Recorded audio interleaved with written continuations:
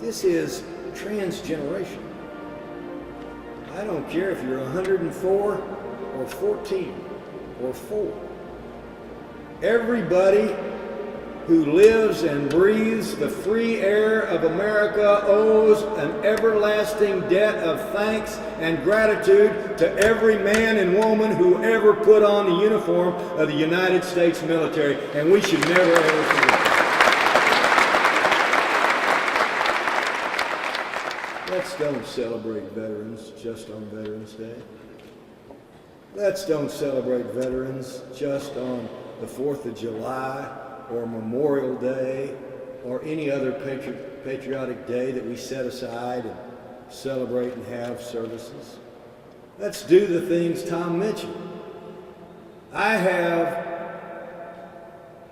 tried, don't always do it, but I have tried when I saw a young man or young woman in uniform in recent years to stop and shake their hand and say thank you for your service.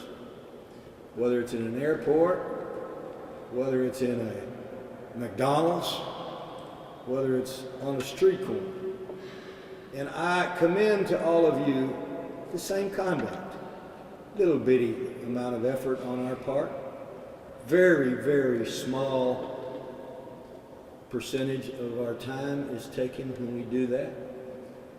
But put yourself in that soldier's shoes, how that soldier must feel for some person merely to stop and say thank you for your service.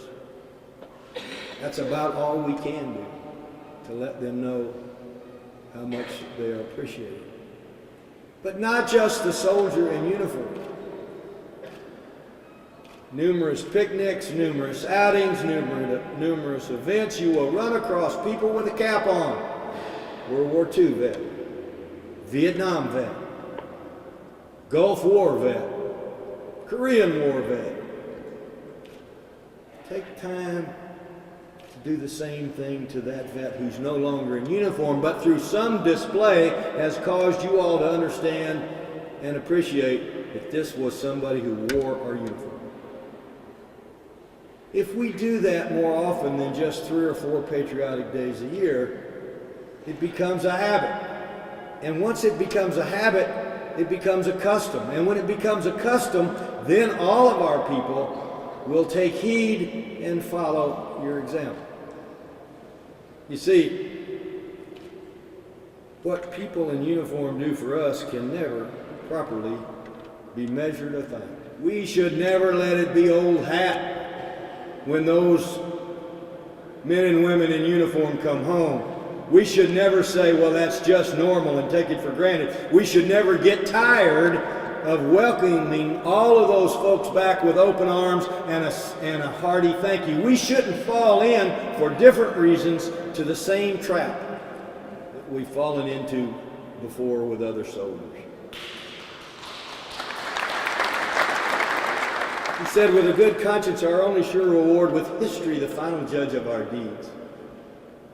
Let us go forth to lead the land we love, asking His blessing and His help, but knowing here on earth, God's work must truly be our own. We can't ask other people to do what it is incumbent on us to do. We can't ask others to constantly take over for our own responsibilities. Those of us who have the opportunity must accept the responsibility to say we support, we love, we respect, and we honor every man and woman who now wears or ever has worn a uniform of the United States military, and that's what we're here to do today. We love you all.